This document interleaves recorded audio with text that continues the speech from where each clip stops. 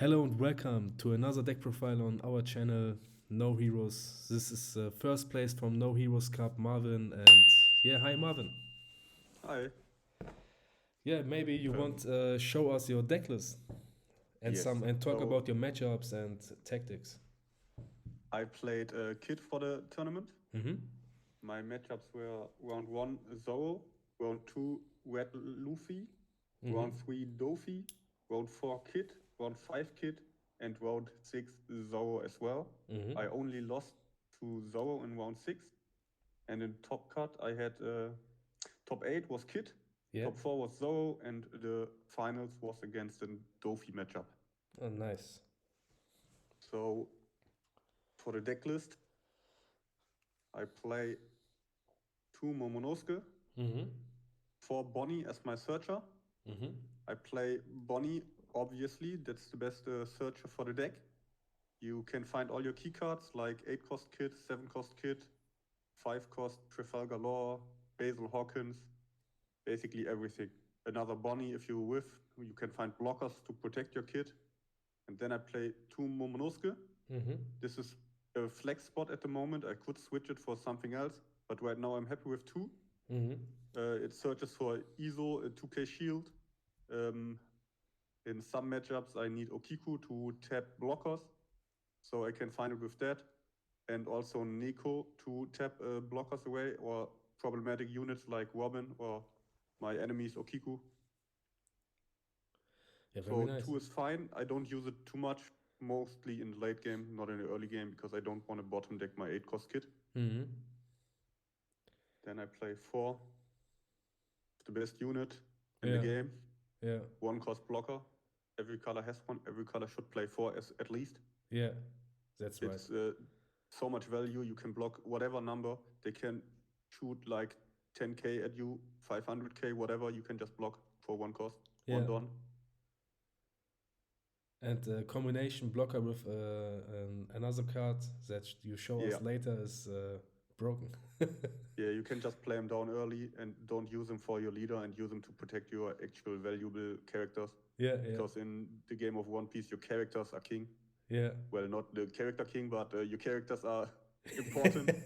Yeah, that's right. Your leader can take 6 damage and then you're dead. Your characters can only take 1 and they are dead.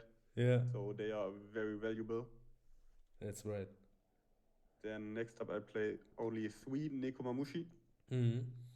I'm kind of looking for a spot for a 4th one, but don't know where yet. But I'm also happy with 3. 2 is too little, is not enough. 3 is a good spot. You can tap blockers, you can tap, like I said, problematic units like Robin, Kiku. Yeah. Then I play for 2k shield, Gretchen Apu. He has a skill to rest opponent's dons, but mostly he's just used for shield. Yeah. Most of the time he can be searched with Bonnie. Yeah. That's pretty good. 2k shield, searchable. Very nice. Yeah. You can refresh your hand if you don't find any blockers to protect your 8 cost kit, or you went through your deck like 2 or 3 times, which happened in the tournament. And I didn't have any blockers left, so I took these to keep protecting myself and grind off the match and win slowly but surely. Then for Killer, another blocker. Also a very good blocker. Cost 2. It can also block any damage, whatever. And it has this skill with Don 1 on block. If you have 3 characters or more, you get to draw 1 card. So it replaces itself with like some of the counters or maybe another blocker for next turn. Then another 2k shield, ISO. ISO is like a combination of Neko and a 2k shield. It's very good. It has very good flexibility. Sometimes you use it to survive, sometimes you use it to kill. Very good card. I'm very happy with it. And it can be searched by Momonosuke. Then we Kiku. Most people I've seen play 4, but I'm not happy with 4. It's good. I'm not arguing. It's very good. But I don't like that it doesn't have shield. 4 killed me too much. I had too many on hand. I couldn't do much. I could maybe play 1 or 2, but by the time I had them on board, I was dead. So I wanted 3 cut down to get a bit more shield. Yeah. Talking about shield, next up, another 2k shield. That's something not a lot of people play, but I really like it. I really like to have 12 2k shields with these. So I'm very safe against the red matchup. Zoro likes to swing with 6k with leader. So I have a lot of cards to protect me against that and not just die. Also, I can protect my 8-cost kit. Yeah. Which is very important. And another card no one plays. 2 extra egg from the starter deck. It's very good for the mirror matchup if you have to break a 8-cost kit. Probably the most problematic unit in the game. Very and interesting if you run into card. it, Very interesting even choice. some law decks play it. So I have this to break it.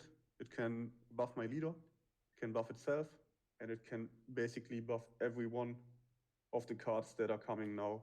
All of my endgame cards are supernova, searchable, and buffable by him. Yeah, very nice. And it's also good in the blue matchup. Yes, you the say. blue matchup also very good. It can't be bounced by Teach. Yeah. Can't be bottom decked by Jinbei. Yeah. You can play it turn 2 and it's safe. But if you're playing against Crocodile, it's a win anyways. Yeah. Not to diss on Crocodile, but it's not that strong. Yeah, and if the opponent plays Crescent Cutlass, can't be bounced. Only Sables, I think, can bounce it, but Sables also, like a dead card, not a lot of people play it. Here. Then I play 3 of the other X-Drake. A lot of people play Killer in this spot. Killer's good against the Zoro matchup. He comes out early, but I prefer him because he's good against the Zoro matchup.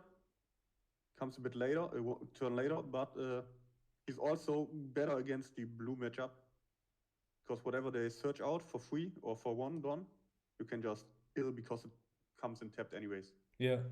So if they just think, okay, I can get out a boa, protect it a bit, then you swing into the boa a few times with your field, force them to protect it, and then you finish your turn by just killing it anyways. Getting like 4 cards out of the trade. Yeah, very nice. Next up, Basil from the start deck. Only 2, same problem as Okiku. Very good card, no shield, so I don't play too many. Yeah. It has the skill with 1 Don. When attacking, when fighting a character, not a leader, it gets to withstand once per turn. So you can freely swing into characters that are problems, and then just keep him standing to not have him be removed itself. Some people, well, most people swing twice, and then we lose him for nothing, and that's it.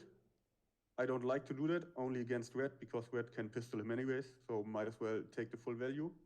But against the green matchup, I only swing once, keep him standing, and if they don't have Okiku, they can tap him. Okiku is the only one that can tap 5 or lower. So if they have Okiku on board, you have to remove it before you use him. Yeah. Otherwise, you can put him out in the mirror match or against Laws who play Okiku sometimes. Very good card. Also very good besides the 8-cost kit. If you have him and 8-cost kit, basically they have to tag with the characters to attack 8-cost kit, and then you can freely remove them. At that point, you can also swing twice because he's protected by 8-cost kit anyways. Yeah, that's very nice. Very nice tactic. You show us here. Then I play only 1 Law. That's more of a Japanese thing. Japanese lists I see, they only play 1. In America or in the English format, a lot of people play 2 or 3 because of the combo potential. I see it. You can use Bonnie, bounce Bonnie, and play Okiku for like 6 turn. If you go second, turn 3, you can do that. That's a very nice turn. But as you see, I only play 3 Okiku, so it doesn't happen that often, and I don't have any other value units for him. Yeah. Maybe bounce Neko, use Neko again, but that's 5 for West 1. Then whatever I West, I don't have enough power to actually kill it. So I don't see it that much in my list. It's actually a spot I'm thinking about cutting. Play another 8-cost kit. Yeah. I will come to that later. Next up is 7-cost kit. It's very good, again, against 8-cost kit. That's what you have to build against. That's what you have to kill. That's the deck to beat. I mean, it itself is the deck I play. Yeah. In the mirror match, you put one Don under, you can swing for 8, and just like Basil, it keeps standing. They can't remove it. They can tap 7 except for Stua Sword.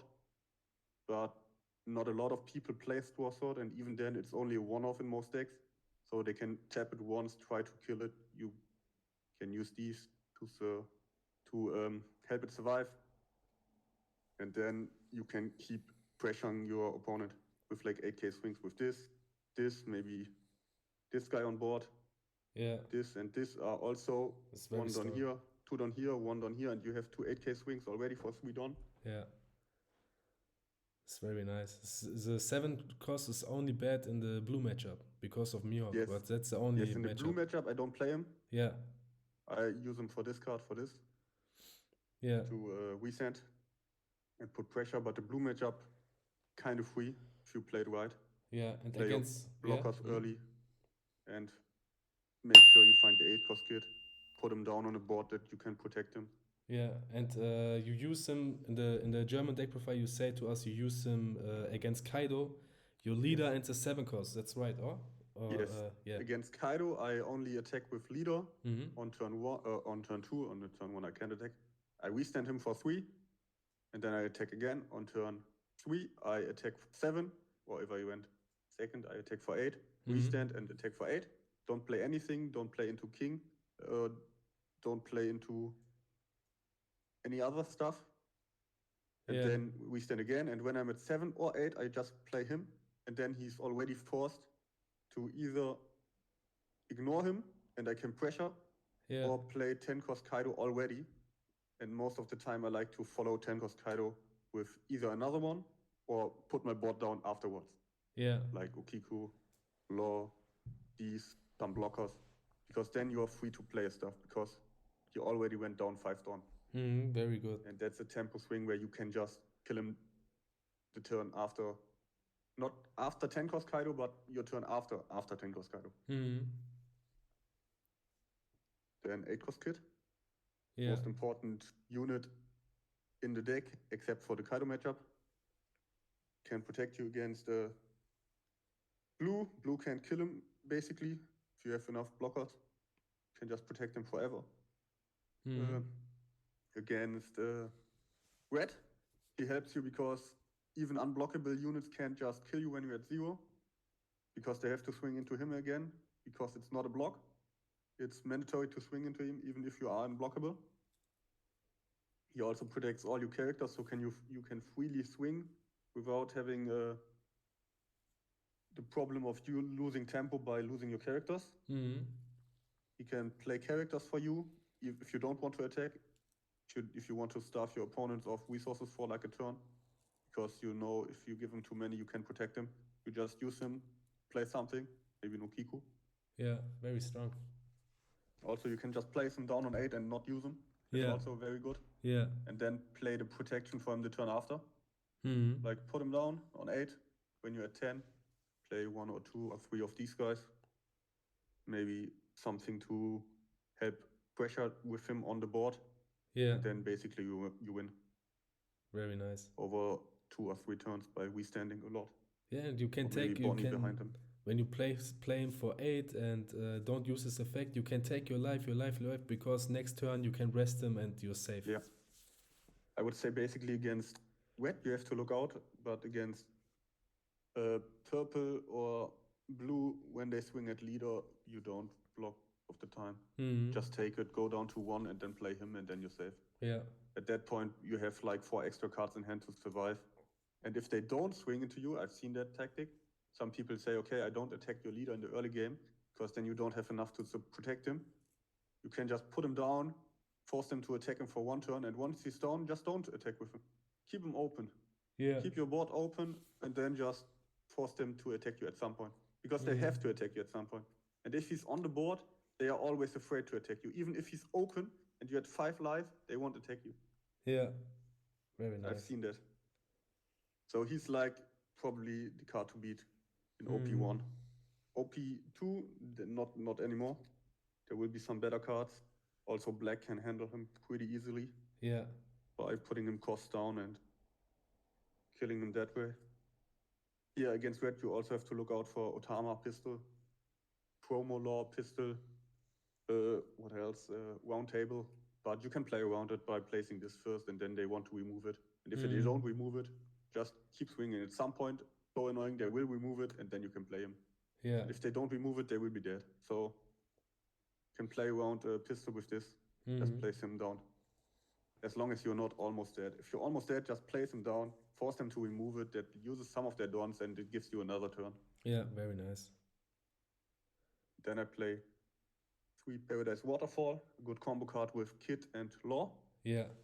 Can give plus 2k to a character and standard. Also good with Bonnie if you used it. They swing Nami with 2k or Perona with 2k into Bonnie. You give her plus 2, then standard. So she is guaranteed to survive the turn. Most people don't think about that. They think, okay, Bonnie, I don't want to waste my leader swing. I just put Nami down and attack her. But that's most of the time it's a misplay. Don't use blockers for Bonnie. If you can't protect Bonnie, or if you need her to use her more often, don't place her down if you don't have something like this. And if you already have 8 kid and Bonnie on board, just let her die. Let them swing and keep your blockers for him. That's way more important. Last card, 2 Punk Gibson. It's 4k counter. It's a classic 2-cost 4k. Every color plays something like this. Every color has like a second effect to do something with characters on board. Green is rest something with cost 4 or less. That's pretty good against a lot of matchups. Against blue, you can use it offensively to protect your kid and tap away a blocker. That then you either kill if you can't go for the actual kill, or you just kill your opponent because he thought he would have a blocker, but he doesn't have anyone. Against red, you can protect basically against 2 attacks by using that if they already have a board at the start of their turn. If they don't play it right, you can block one, then tap the other one. Most red players don't play into Punk Gibson. Most good players play it right. At that point, it's just a 4k counter, but it's still good. 4k counter is still good for 2. Yeah, that's right. Yeah, also the trigger effect is pretty nice. Comes out of your life. You can just tap anything.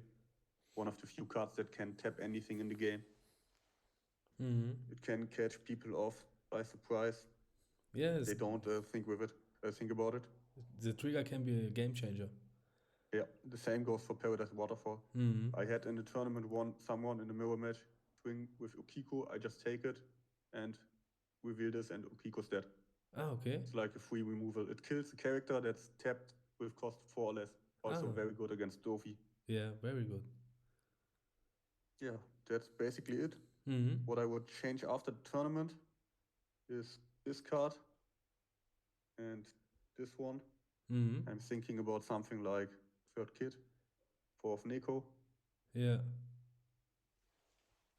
Or maybe I'm gonna try this promo that I got, like this. Do it like this and put in a 3rd kid, because the kid is way more important and way more valuable than having 1 law. Yeah. I'd rather give up the cost. I have enough on 5 or on 4 to do on my turn 3 or turn 4. Yeah. So I can just play 3rd kid. Most decks I saw on the day actually played 3 kids. And I agree with it. Especially because I play 4 2Ks. Yeah, I play heavily around the kid, so why not put in a 3rd one? Just in case I have those 2 in my life and never find them. Then I die because I get them too late. Okay. Don't want something like that to happen, so a 3rd one would be good. Yeah, it's the most important card in the deck. It's very strong in the game right now. 8k leader. Very nice. Yeah, that's what it is. They have to swing over 8k every time. Yeah. That's like a 3k block for everything all the time. The characters are safe. You don't take any damage. It swings itself with 9k because you have to put it on under it anyways. So it's 9k swing every time. Maybe 11k if you really want to pressure, put on 3 underneath. Yeah. But most of the time, as soon as I have him, I only swing 9k, 5k, and that's enough. Yeah. Just slowly take the hand away, use your Don for fielding characters or keeping this open or putting them under killer, using Bonnie, stuff like that. Yeah, and if you have some little blockers on board, then the opponent mostly swing with 8k because they want, gives so much don on his attack, and then you can combo it out every time. Don't use your blocker. They swing with 8k because they don't want to use don on characters, because I will just block it anyway. Yeah. Like they can go, like I said, they can go up to 10k or 12k. I just block it and draw a card, or just block it. So they swing with 8k. If they swing with 8k, I just counter it from the hand and keep my blockers on board. So they still have to manage my blockers, and they get nowhere actually. Yeah. So if you play against 8-cost kid, use your dons, swing into them, force them to block. Yeah. Because if you don't force them to block, you will never get through. Yeah. Never ever. They can always use more bonies to get more hand. And if they are not able to protect it anymore, they keep it standing, take some life again, then protect them the turn after. Yeah, that's right. Yeah, very nice deck profile. You talk about your matchups, you show us your deck. Maybe you want to give some shoutouts to the people or to the tournament. Shoutouts, first of all, to the tournament. It was very nice organized. Thank you. Went smoothly, no problems. We even got some discount for food, which was also nice. Yeah. Nice collaboration. Pricing was very good. It was quite a lot. Yeah. Pretty happy with it. Very nice. And overall, I'm happy with the tournament. Then next shoutouts go to where I play at my locals in Aachen. Mm-hmm. Everyone who helped me test the deck, play the deck, especially to Prouder, Jan. He also played at the tournament. Yeah. He really helped me learn the matchup against Doflamingo. I had problems with him at first, but at some point I just realized they can't get over him. They can't remove my blockers if I place them down early. So I already have a protection against Dofi. Just play him as soon as you can. If you have 8 or 9, you play him down. No matter what. They can't kill him. Oh, okay. Very nice. If you place him on 8, they are forced to put down their, what's it called, Mihawk. And if they don't have a good target for Mihawk, then they just place them down because they want a 9k. So they pay 9 for a 9k vanilla, which is very bad rate.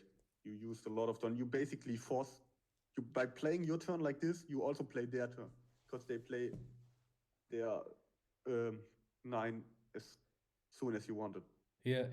Then you just protect it and swing into Mihawk and basically win. Yeah. Yeah, your friend, your Aachen city and local shop shoutouts, very nice. Yeah. Yeah, I think that's it. That was your deck profile. Any you want to say something, or you are finished? If there are any questions about how to play any matchups, I will be checking out the comments. I will answer some questions. Yeah. My camera is pulsating for some reason. Yeah, very cool. Okay. I don't know. Some faces. I think the people definitely have some questions and will write you in the comments, because some people write me private on Facebook and on YouTube. Yeah, when comes the first place deck profile? I see him play. He plays so smooth and nice, and things like this. Then I'm very happy to make this deck profile on English, and thank you, Marvin, for the deck profile. And see you next time. No problem. Yeah, see you. Bye. Bye.